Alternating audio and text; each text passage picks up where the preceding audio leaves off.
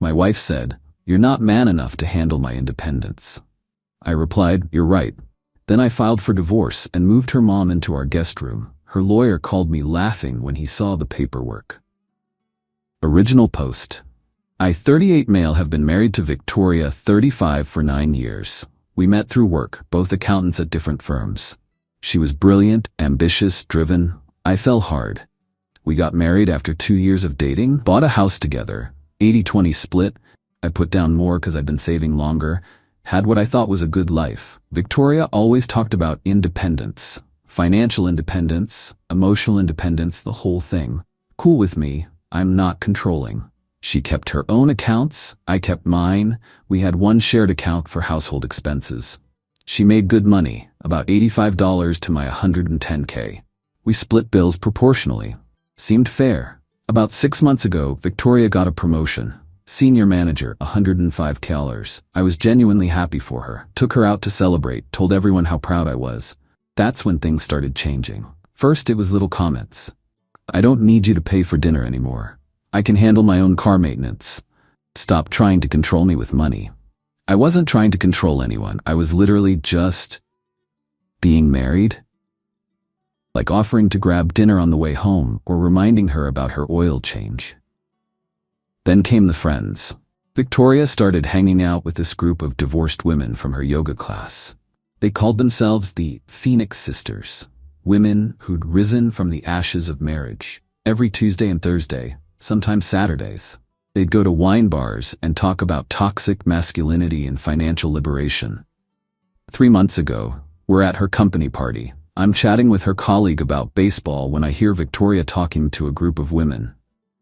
Marriage is just legalized oppression. Men can't handle successful women. They need to feel superior. Someone asked about her husband, me. "Oh, he tries. But you can see it bothers him that I'm catching up financially. He keeps trying to provide for me like it's 1952. I'm standing right there, 20 feet away. She knew I could hear. Later in the car, me, "That was pretty harsh, Vic." Her, "Truth hurts?" Me, "What truth?" "I celebrated your promotion. I support your career." "You support it as long as I'm beneath you." Me, "That's not true and you know it. You're not man enough to handle my independence. Just admit it." I didn't respond, just drove home in silence. Last month was our anniversary. I'd made reservations at this nice place she'd mentioned wanting to try. When I told her, she laughed. "Still trying to control everything?"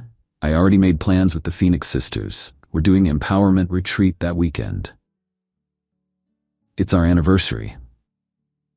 So, it's just a date. My personal growth is more important than some arbitrary celebration of an outdated institution. That's when I knew it was over. Last week she escalated, started moving money from our joint account to her personal one. Not huge amounts, but noticeable. When I asked about it, "I'm protecting my assets." "From what?" "From you. Men always try to control women through money. I'm not falling for it." "Victoria, I have never stopped you from spending money. Ever. You don't get it. You're not man enough to handle my independence. Real men don't feel threatened by successful women." I looked at her for a long moment. This woman I'd loved for 11 years, supported through her master's degree, celebrated every promotion with, was telling me I wasn't man enough because I existed, because I wanted to stay married? "You're right." Me, "You're right. I'm not man enough to handle your independence. I'll move to the guest room tonight." She looked shocked, but recovered quickly. Finally, some honesty. What she didn't know was that I'd already called a divorce lawyer that afternoon. And I had a plan. See, Victoria had forgotten one very important detail about our house. It's not in both our names. It's in mine. Only mine. When we bought it, she had just started her job, and her credit was shot from student loans. The mortgage is solely in my name. She's not on the deed. We'd always said we'd add her later when we refinanced, but never got around to it. And her mom, Dorothy, lovely woman, 68 years old, living on Social Security in a sketchy apartment complex. Victoria always talked about how she should help her mom more, but never did. Too busy with the Phoenix Sisters. So after Victoria went to bed that night, in our bedroom, while I took the guest room like the weak man I was, I called Dorothy. "Hey Dorothy, it's Alex. How would you like to move in with us?" "What? Is everything okay? Me, Victoria and I are getting divorced, but the house is mine and I have a spare room. You've always been good to me. Rent-free, of course. Oh, honey, I'm so sorry. But are you sure? Already cleared it with my lawyer. You can move in whenever you want. Victoria is going to lose her mind. That's her choice. The next morning, I filed for divorce. Then I helped Dorothy move in that weekend while Victoria was at her empowerment retreat. Monday morning, Victoria came home to find her mother unpacking in the guest room. The explosion was spectacular. Update 1, 1 week later. The last 7 days have been absolutely insane. You wanted drama? Victoria delivered. So after she found her mom in the guest room, Victoria completely lost it. What is my mother doing here? Me, I invited her to move in. She needs a better living situation. You can't just move people into our house.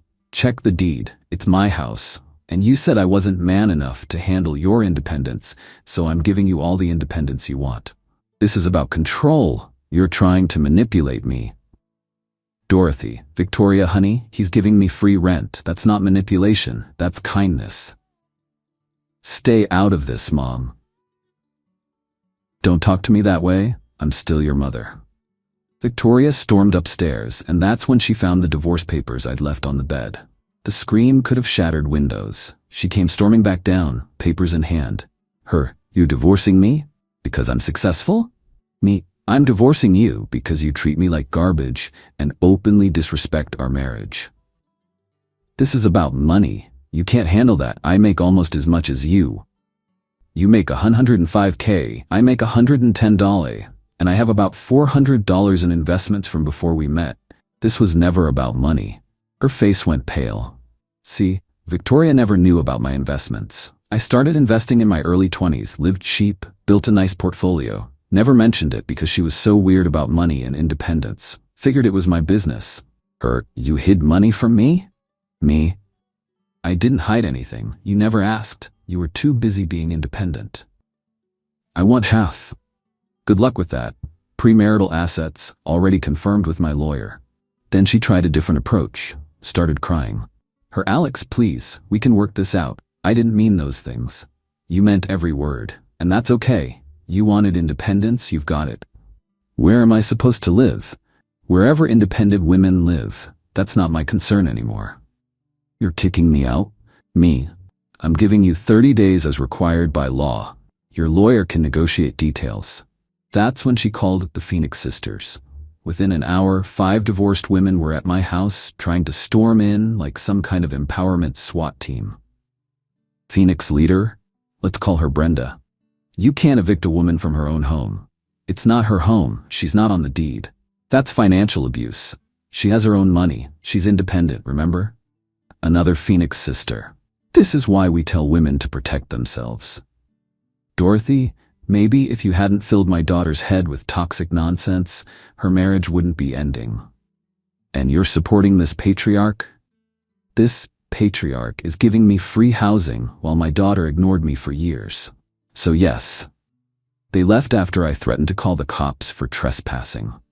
Victoria hired a lawyer the next day. Some hotshot feminist attorney who specializes in women's advocacy. Attorney called me Wednesday. Attorney, Mr. Thompson, your behavior constitutes financial and emotional abuse.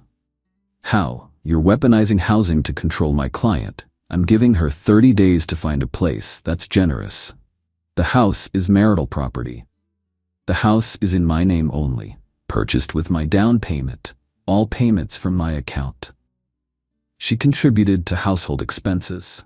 She paid for groceries and utilities. I paid the mortgage, taxes, and insurance. I have all the receipts. We'll see you in court. Looking forward to it. Then my lawyer called me laughing. My lawyer? I just got off the phone with her attorney. And she wants alimony. What? She's claiming she's accustomed to a certain lifestyle, also wants half the house value and half your investments.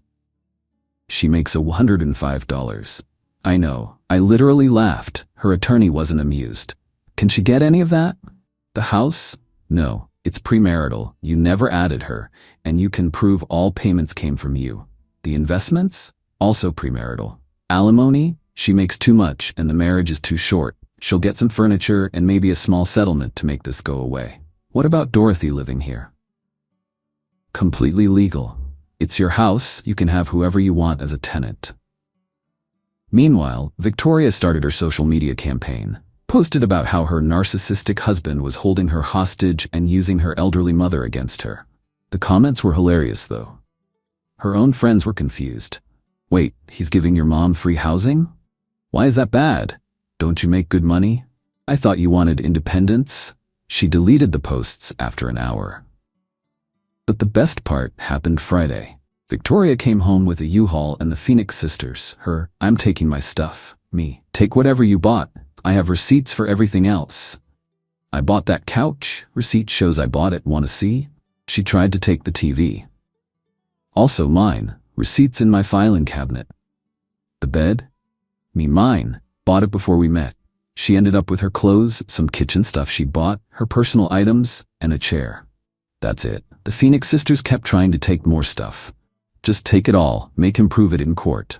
I'm recording this entire interaction. Please, try to steal my property on camera. They backed down. As Victoria was leaving, Dorothy came out.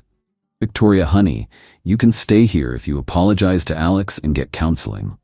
I don't need to apologize to anyone. He's abusing both of us. Dorothy, he's giving me free rent and treating me with more respect than you have in years. Victoria, you're choosing him over me?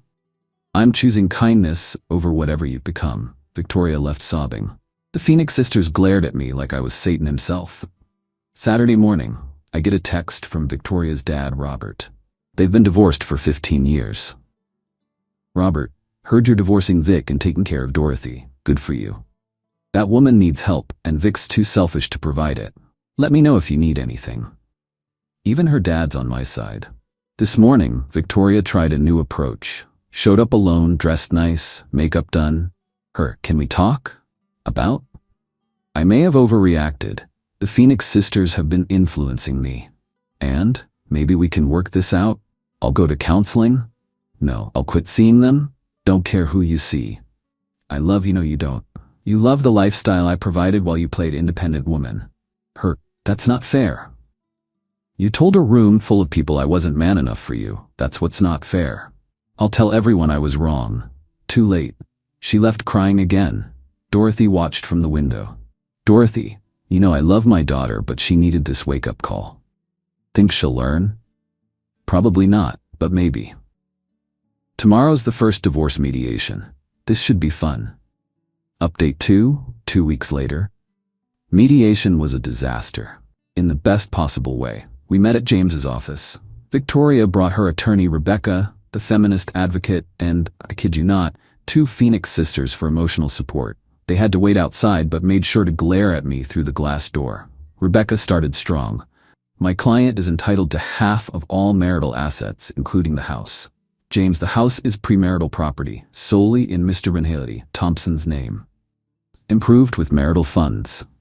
Here are 5 years of bank statements showing all mortgage payments, insurance, taxes, and improvements came from Mr. Thompson's personal account. My client contributed to household expenses. She paid for groceries and utilities, totaling approximately $1,500 monthly. Mr. Thompson paid $3,200 monthly for mortgage and house-related expenses. If anything, she owes him rent. Victoria, rent? I'm his wife. Technically, you're his soon-to-be ex-wife who lived in his property rent-free for 5 years. Rebecca tried another angle. We want alimony. James actually snorted. Your client makes $105,000 annually. She's accustomed to a certain lifestyle.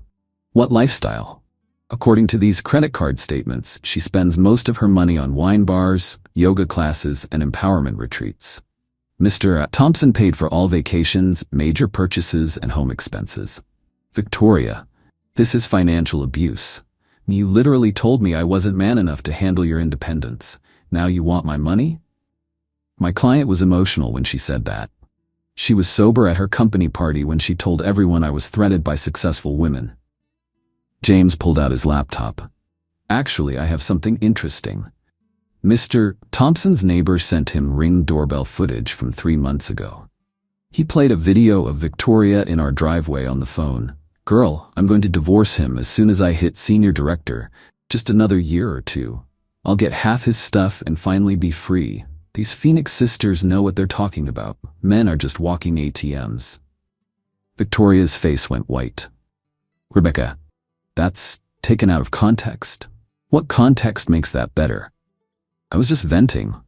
So was I when I filed for divorce. Then came the asset division. Victoria's list of demands was insane. Half the house value, $300K. Half my investments, $200K. The car, which is also in my name, alimony, $2K a month. Her attorney fees, $15K so far.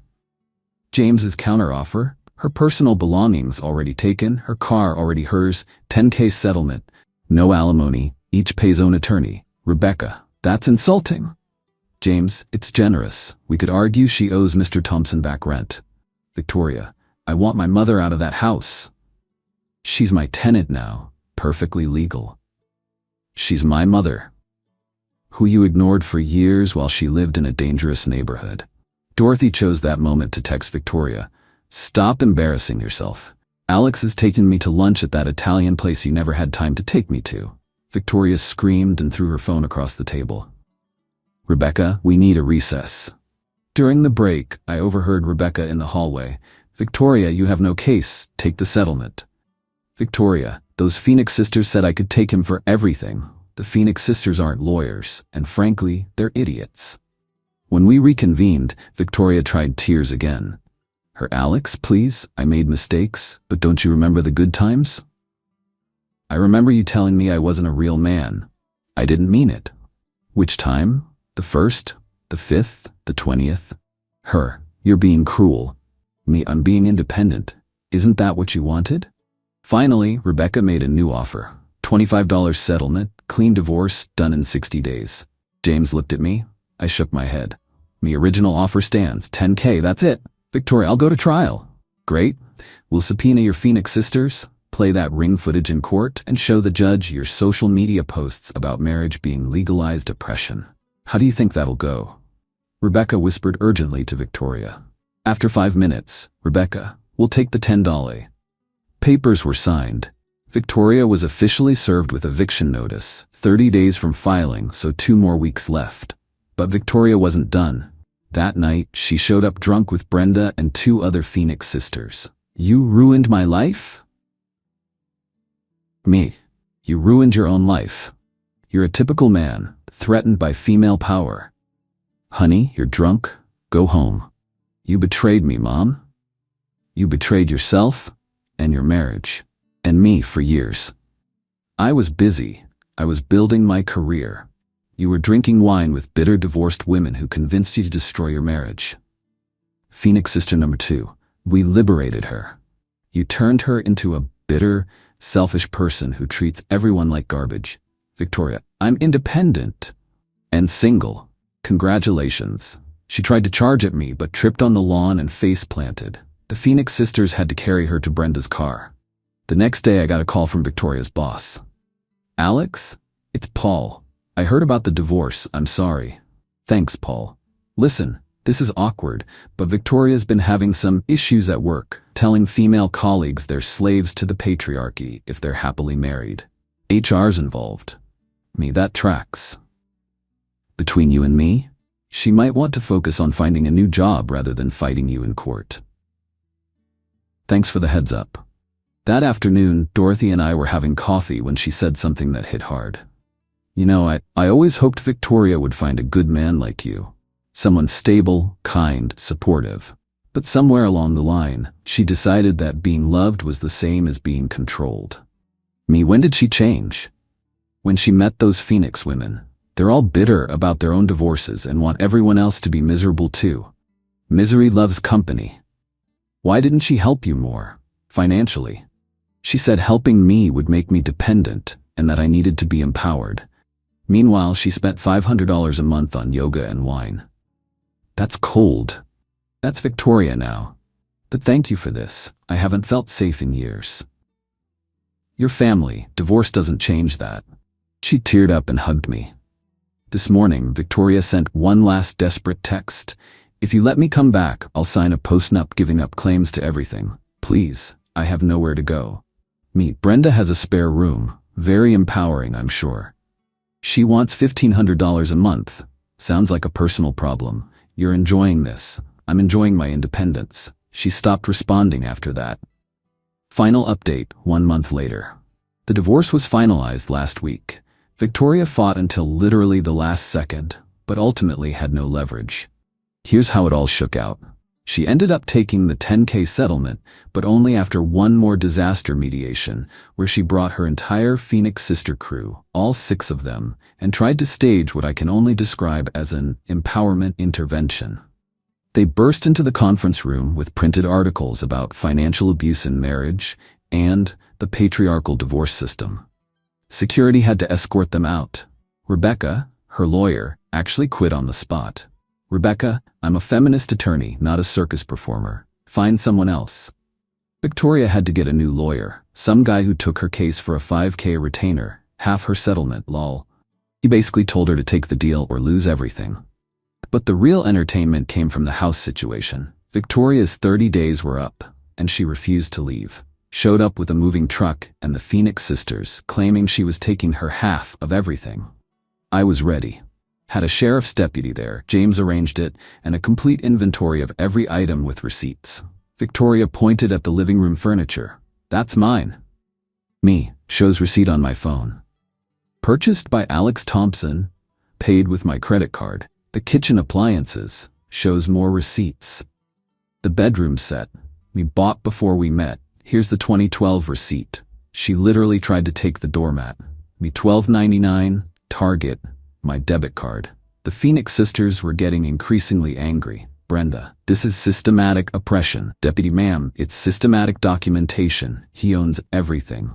Phoenix sister 3, we should call the news. Dorothy in the porch. Please do. I'd love to tell them how my daughter abandoned me while spending thousands on wine and yoga. They ended up leaving with nothing new, just the clothes and personal items Victoria already had. But here's where it gets really good. Remember Paul calling about Victoria's job issues? Yeah, she got fired. Apparently after our divorce mediation disaster, she went to work and gave an unsolicited presentation during a staff meeting about detecting financial abuse in marriage, and pointed out several happily married colleagues as victims in denial. HR gave her a warning. She responded by sending a company-wide email about toxic masculine corporate culture. They fired her that afternoon. So now Victoria had no job, no house, $5,000 left from settlement after paying her lawyer, rapidly dwindling savings. She tried moving in with Brenda. Lasted exactly 1 week. Brenda kicked her out because Victoria couldn't pay rent and refused to do housework. That's domestic servitude. Tried Phoenix sister 2, 3 days. Got booted for lecturing her teenage daughter about internalized misogyny when the kid said she wanted to get married someday. Phoenix sister 3. 1 day. Left after a fight about Victoria eating her food without asking. Resources should be communal among sisters. Finally, humiliated and broke, she did what she swore she'd never do. Asked Dorothy to talk to me about letting her move back. Dorothy came to me last Sunday. Dorothy, she's desperate, Alex. And nothing. I told her she made her bed, but I wanted you to know she asked. What's she doing now? Dorothy, living with some cousin 2 hours away, working at a call center, posting inspirational quotes about rising from ashes on Facebook. The phoenix rises again? More like a damp pigeon at this point. We both laughed. But the best part? The Phoenix sisters have completely abandoned her. Once she couldn't afford wine bar tabs and yoga classes, she was useless to them. Brenda actually posted, Dorothy showed me. Sometimes you have to cut toxic people out of your life. Even sisters who can't match your energy. Victoria commented, I thought we were family. Brenda blocked her. Meanwhile, Dorothy's thriving. We converted the garage into a nice studio space for her hobby, quilting. She's joined a seniors social group, made friends, and even started dating some guy named Harold from her book club. It's adorable. Last week, Victoria sent me one final email. Alex, I know you hate me. I deserve it. I destroyed our marriage for nothing. The Phoenix sisters were toxic. I was toxic. I see that now. I'm in therapy, court-mandated from an incident where I might have thrown a drink at Brenda, but whatever. My therapist says I have a lot of work to do on myself. I don't expect forgiveness. I don't expect anything. I just wanted you to know that you were right. You were man enough, more than man enough. You were a good husband, and I was an idiot. Take care of my mom. You're doing what I should have done. Victoria P.S. That Ring doorbell footage was from when I was drunk. But drunk words are sober thoughts, right? I was planning to use you. I'm sorry. I didn't respond. What's the point? James called yesterday with something interesting. James, so I ran into Rebecca at court. Me, Victoria's ex-lawyer? Yeah. She said this was the worst case she'd ever taken. Apparently, she's using it as a cautionary tale for other clients about what not to do in divorce. That's amazing. She also said, off the record, that your moving Dorothy in was the most brilliant tactical divorce move she'd seen in 20 years of practice. It wasn't tactical. I just wanted to help Dorothy. That's what makes it brilliant. You did the right thing for the right reasons, and it completely destroyed Victoria's narrative. So that's it. I'm officially divorced.